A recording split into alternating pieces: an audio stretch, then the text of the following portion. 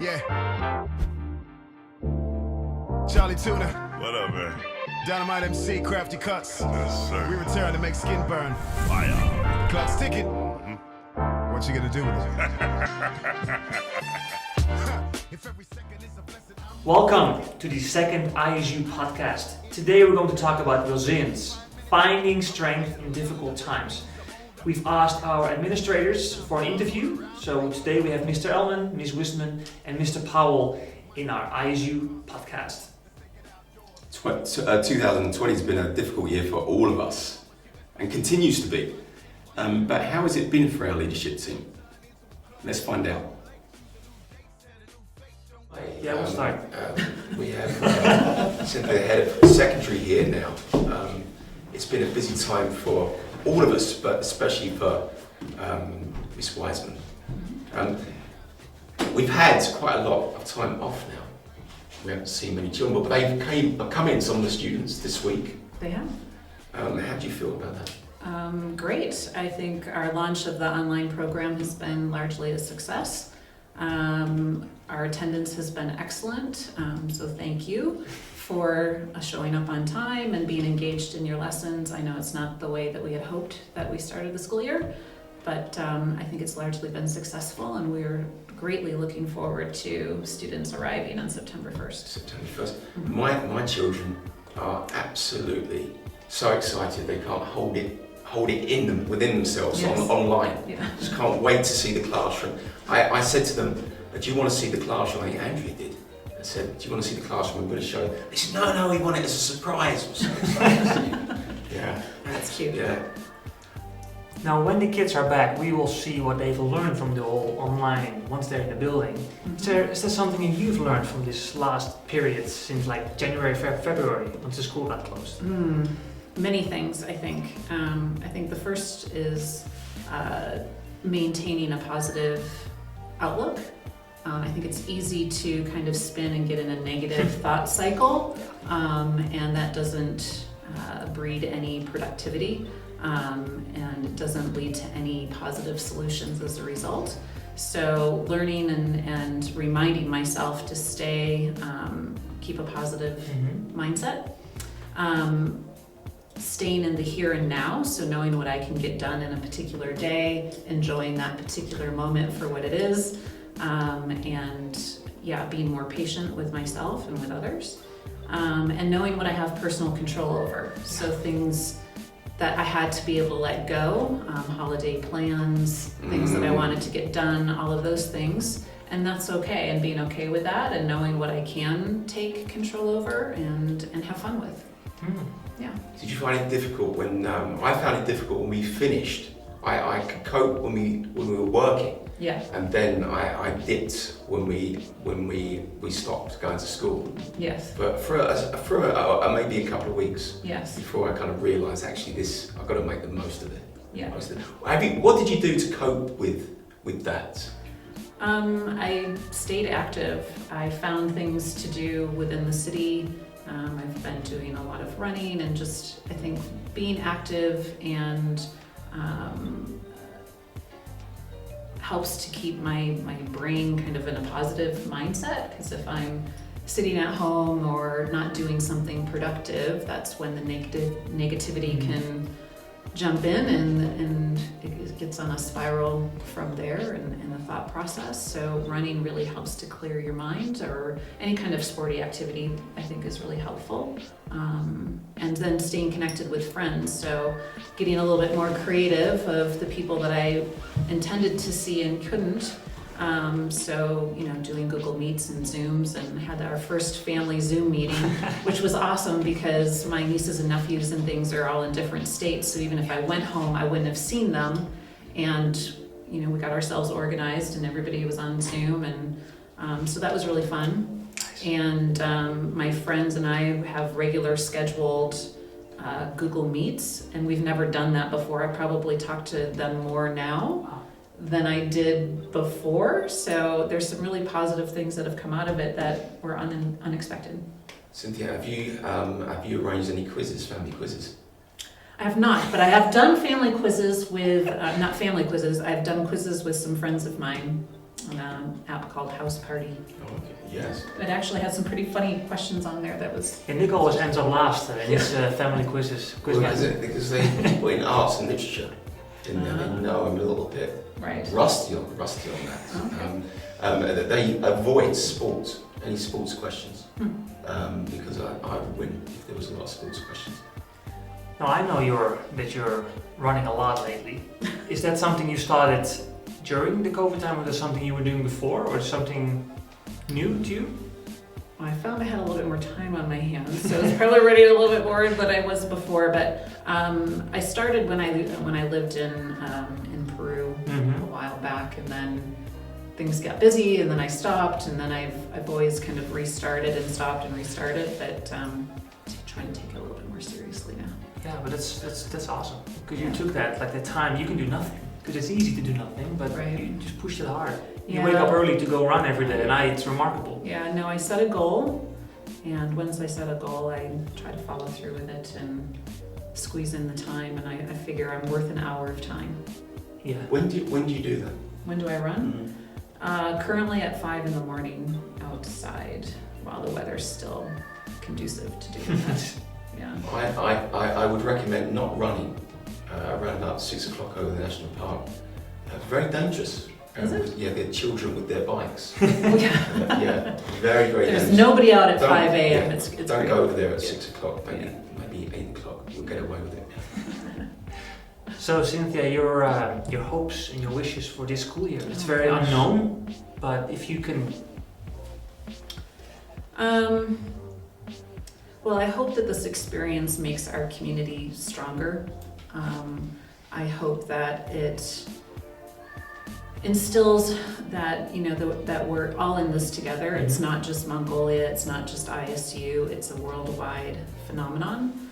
And that I hope that it allows us to be more patient with each other, that it allows us to be more compassionate and understanding, and helpful in the community, that we all pitch in when we need to and do our part. I hope and wish that we have a smooth school year, that there's not a lot of interruptions with our calendar, and that we're able to implement all of our programs and activities with fidelity. And so, yeah, that's what I'm looking forward to. I think it really has bonded people, isn't it, already? I hope so. think- Yeah, I think so. They're actually, especially with the kids, I've realised that and I think they've realised how important school is. Yeah. I'm not sure they really realised that before. Need something like this to maybe kind of recognise it. I think that would be Yeah, and our topic is also like resilience, right? So I think the school's been doing amazing at all fronts, all levels, from admin to the kids. We make it happen in the end. Yeah. So that's great. So you've been here 2 years now, and we're gonna ask the question ISU means to me. What does it mean to you, Cynthia? Time flies, right? Time flies. It does. I can't believe it. It's a home away from home. I think when you make the move intentionally to go to a new place, you have to make it your own, and work is a big part of that. And I think building that community with your colleagues, and certainly with the students, and getting to know them, they do become part of your ethos. And so, yeah, I would say that ISU is my home away from home. Because you lived at different places all over the world, right? I have. How does this compare to those places? It's interesting, there's trade-offs for every place, but I would say, by and large, this school community, I've noticed students are much more inclusive. One of the things that I enjoy, it's kind of a prickly thing, because I really like the open gym. And it's chaos and Organized chaos. minimally dangerous, balls flying everywhere, and everybody just seems to fit, but everybody's included. And there's multiple things going on, and there's nobody who's left out. Anybody who comes in and wants to play is brought in, they're playing, and there's not a sense of division there. So that's a real highlight, and I think a testament to the type of community that we have. And I would say that our staff is amazing in the same way. Like, everybody's pitched in, everybody has been flexible. going with new ideas, taking risks, which I think is amazing, trying new things, being vulnerable and trying the new things. Doing it right now. I know, this is not my thing. Same here. But yeah, I think that's great, and I think that makes this place truly unique compared to some other places that I've worked. Yeah. Okay. Wonderful. Yeah, I think we can wrap it up. we can wrap it up. Thank you Yeah. so much, Cynthia. Oh, welcome. Yeah, thank you. No, thank you very much. Awesome. Thank you. That's it. I think one of the most profound learnings that I've taken from this experience so far is that nothing that made sense and worked in physical school can be transferred into online learning. And it's sort of that invitation when we realize that we can't transfer it any longer, it's that invitation to start all over again. Yes. I feel like, I've said it to a couple of people, I feel like this is a little bit like Adele's second album. The first album was easy, the second one is a little bit harder. Yeah. I mean, I don't know about Adele, but I imagine that applies to all rock bands and singers. It is almost like going back to teacher training, Yeah. almost 2 decades after you've been in the career. Yeah. Yeah. I've often told people that teaching is an extreme sport, and no better time have we seen how teaching is an extreme sport. It's amazing. I find it incredible how easily actually people have adapted. The learning curve and how people have embraced professional learning has been incredible. To see how people have adapted and taken it on, and then their willingness to try different platforms and to connect and to share and to design in ways that we could never imagine have been tremendous. I just wish that we could sort of bottle that and package it, because the professional learning has been incredible. Yeah, Colin, so for that professional learning, you've seen in this last six months, PDs popping up everywhere, groups on Facebook connecting, teachers, educators. I followed a few courses online. There's a lot of people who changed something in their personal life, something physical or something in a change in their life. Is there anything that you or your family have learned from this period and have implemented in your life? Some people started running or healthy habits. Is there something that you and your family have learned from this period that you implemented? Nothing to do with healthy habits. Definitely. And I think the way I would answer that question has a lot to do with my thinking.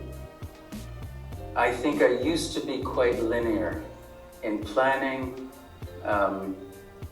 designing, and sort of following through in terms of action. This pandemic has really forced me to reconsider my thinking, certainly my planning.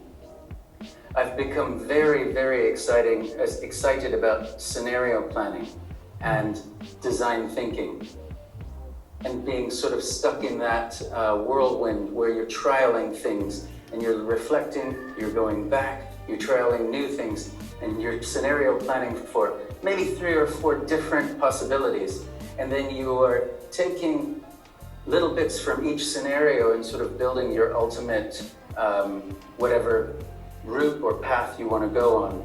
So the answer I give you is that our lives have changed because we've generated new ways of thinking that really have multiplicity at the center of it.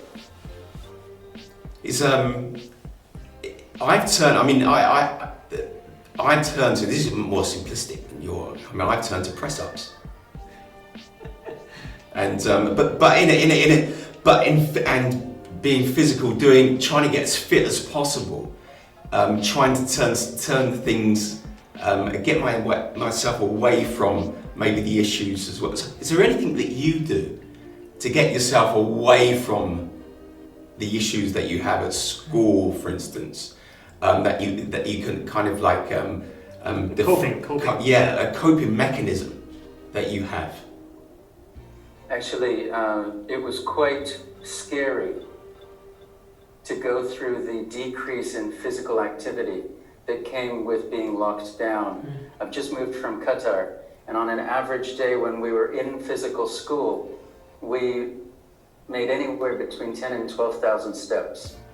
You know, here your Fitbit or your Apple Watch is a great tool. As soon as we were locked down and we were stuck at home, that number went down to about 1,000, 1,500 steps a day. And then I just stopped wearing my Apple Watch. It became depressing to look at. It did. And Do more, yeah.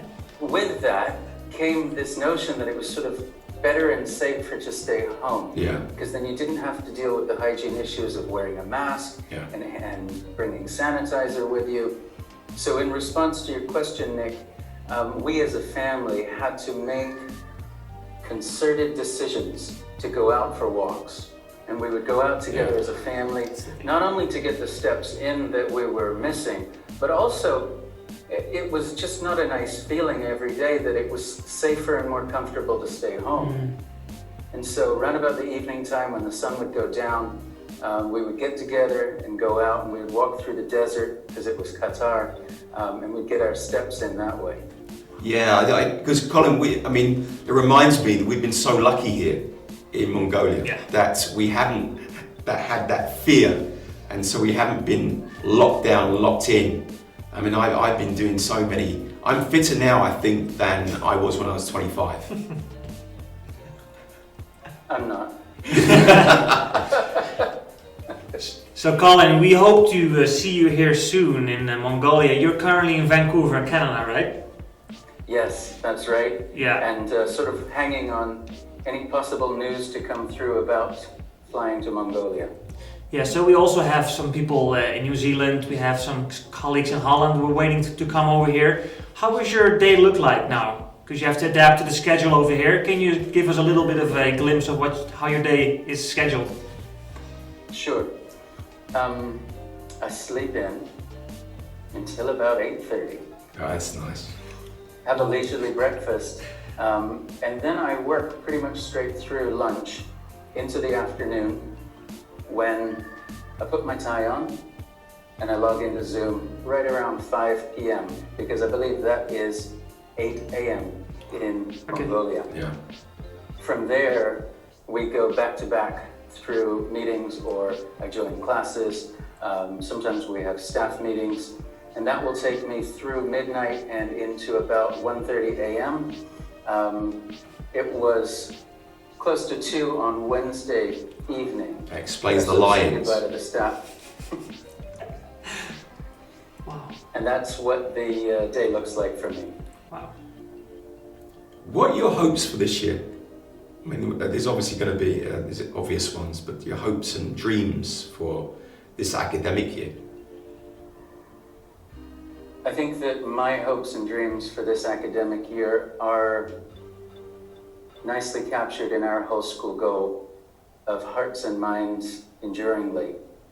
The way I see that is that each and every individual is not only empowered but also invited to find ways to take care of ourselves that then will result in sort of collective efficacy around the ideas of academic and social and emotional well-being and growth.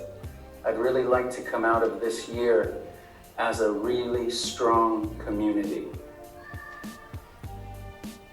Thanks, Colin. Thank you. Yeah, that's great. So Colin, we're asking everyone what ISU means for them, for you. Now, you've been here once, right? Very briefly, and what was your first impression? And maybe you can explain why you really want to apply to this job and what ISU means for you right now. It might change, right, in a few years, but what it means for you right now. I have two answers to that question of what ISU means to me. I'm going to give you the first answer according to who I see the school as and how I fit with that picture. And then the second answer I'm going to give you relates to the context that the school is in terms of the global pandemic, with how we need to view children's learning at the moment. This is a beautiful school with beautiful people, and the children that come through the door every morning are vivacious. There's some wonderful programs going on, and this is exactly what I would like for my children in terms of a really nurturing and empowering, creative place filled with critical thinking. Not only do I want that for my children, but that's the adventure that I would really like to be part of myself.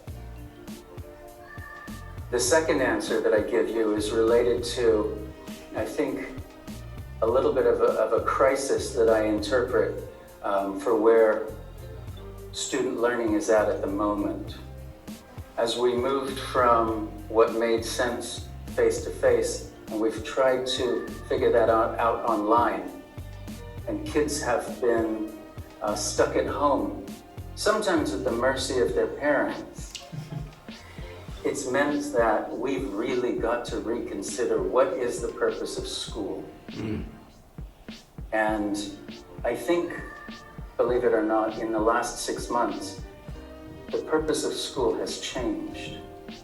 So the second answer that I give you to your question is that there is a real potential here to see this new purpose, to realize it with children sort of in tandem, and make some radical adaptations to better take care of kids that we can't see and be close to on a daily basis.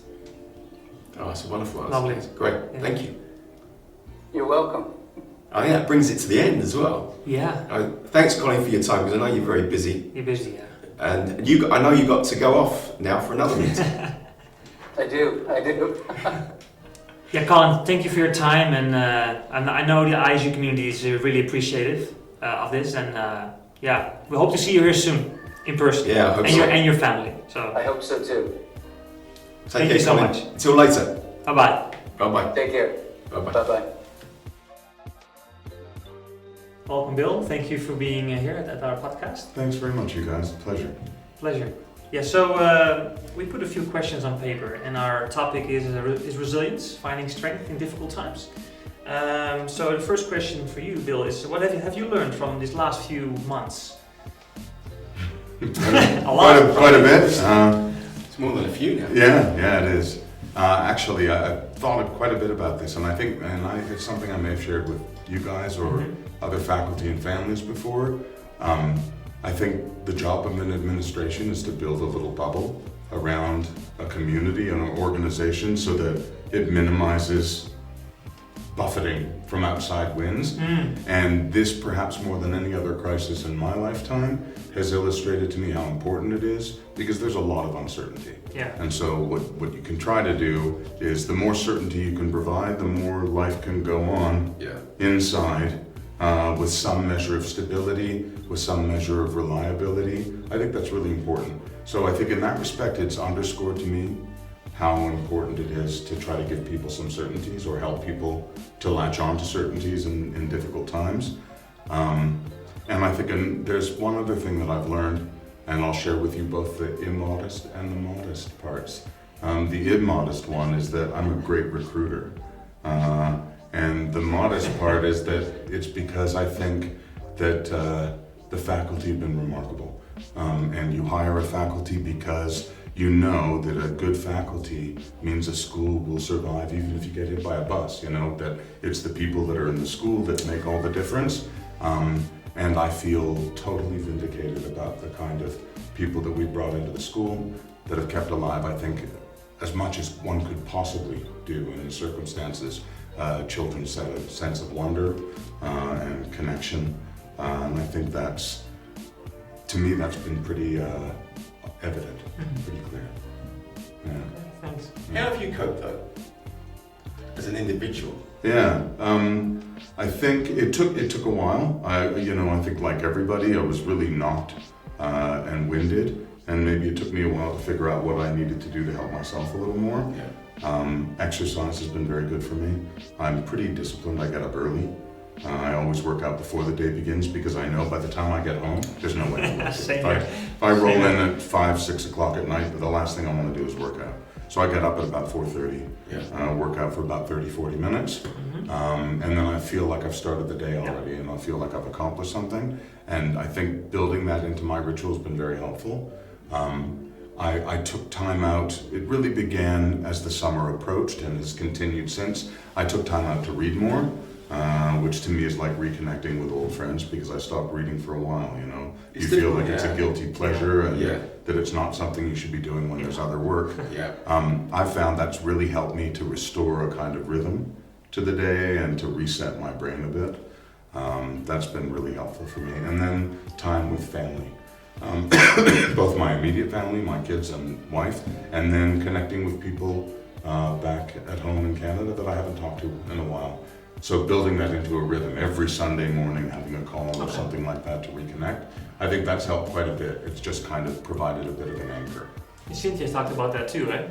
She did. Yeah. And there's for many Similar. of us actually, Yeah. we've got closer to family since this has happened. I mean, I never spoke to my mum and dad maybe once every 6 weeks. Now it's like once every 2 weeks. Right. So it's changed. Yeah. And I see that with the children, with online learning. Actually, I've got closer to the children being online. You know, that kind of faith, that strangely, it really brings you closer even though you're further apart. It's a strange situation. Yeah, it's true. I think there's something to be said for the idea that you've been robbed of choice in a way, and so you can take it back by revisiting and strengthening those relationships. As long as you thought you could do it any time, it just seemed you didn't do it at all. You know? Yeah. So you talked about your coping mechanisms. Have you seen any changes in your kids? In their coping mechanisms, because they're very active. Yeah. They like to be around social, and they had to stay home.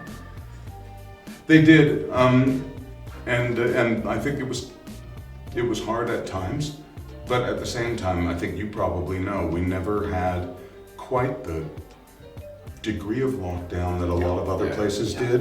And I think one of the things that I found really remarkable about the kids was how, for want of a better metaphor, they navigated this a little bit like water going downhill. You know, they more naturally found the places where they could express themselves, do things, get out. When it couldn't present itself, they did go a little stir crazy and mad. You know, the days of being locked in, days at a time. But at the same time, I think they more ably found opportunities to get out.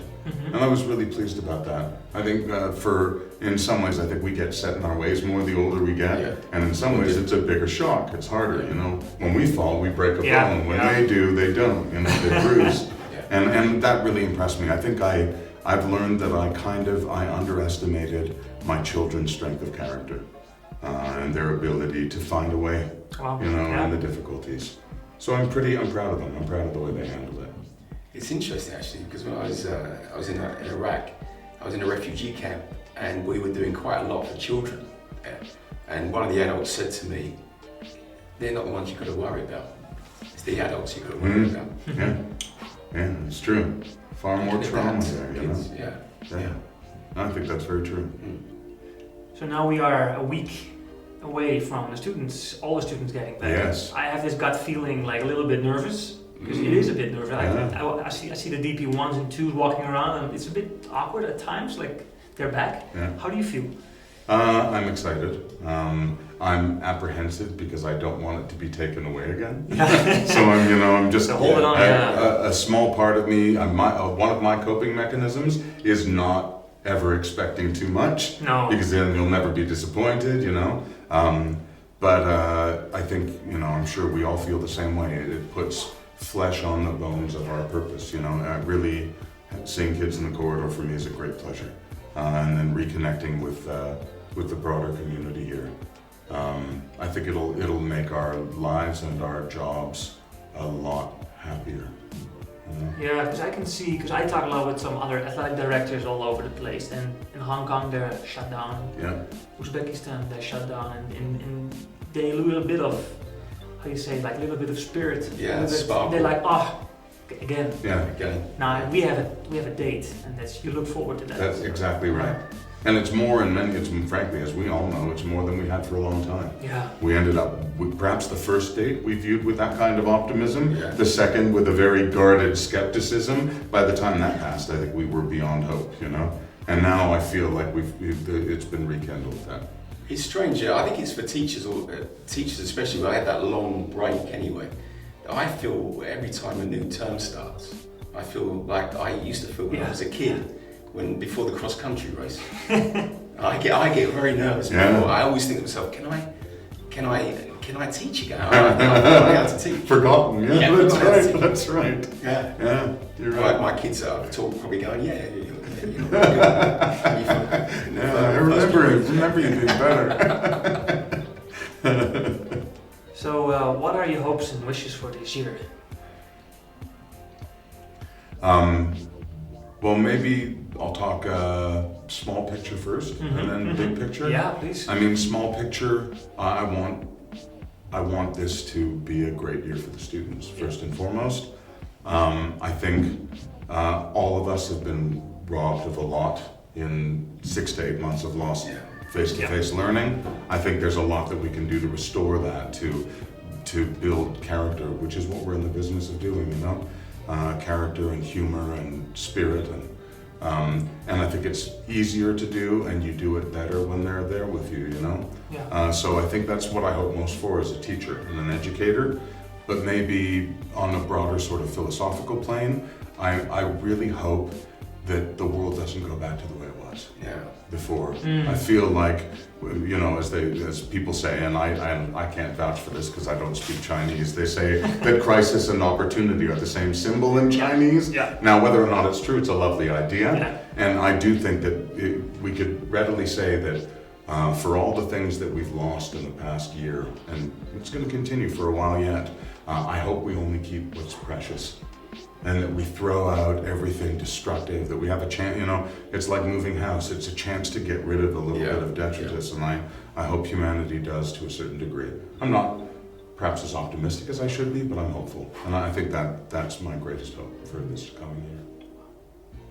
Wonderful. I think that's it for the... Now we have one more question. We got one more question. We got one more Right question. on. So we finish with ISU means to me. Now you've been here now 3 years. Yes. We came together Yeah, at ISU. that's So right. so yeah, you just have a good idea what ISU means to you, and where do you want to bring ISU in the future? Oh, that's a good question. I think for me, ISU is my village. It's where I dwell. It's where my family dwells. It's where my purpose dwells. It's where I want to be, you know, day by day. And you know, in small communities like this, it's a huge part of your world. It is, And in that respect, I think where would I like it to go? I really don't want it to lose what I love about it, whatever that is. And you know, it's the sense of community. It's the really authentic sense of openness that I feel with colleagues and students here. I hope it never loses that. And frankly, I hope that it achieves its own aspirations. I mean, there are a lot of students here and teachers here and families here that they come to a place like this because they want their lives and their opportunities to be better. I'd like to believe that with every year that passes, ISU will get better at doing that for everybody in its community. So I certainly hope in my time here that part of my legacy with my colleagues will be that we leave it better able to do that than when we got here. Yeah. Thank you. Yeah, Thank you. it's my pleasure. Thanks, guys. Thanks a lot. Awesome. Thanks for the whole podcast series. I'm looking forward to it.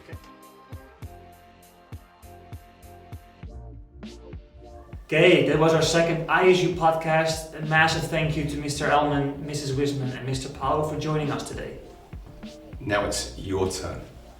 We've done the first couple of podcasts, Mr. Koops and myself, but we don't want to continue doing the podcast on our own. In fact, we would like to invite you guys to do the podcast. Teachers, students, parents, we would love your contribution. And whether that is as a guest or whether it's one of the presenters, we don't see our ugly faces on the podcast too many more times.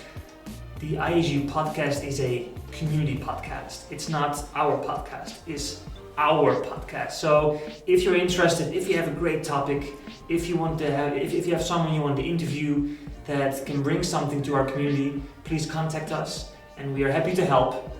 We're happy to be here, but this is for the whole community to make it a better community. So thank you for watching the second episode. Thank you. And we see you soon.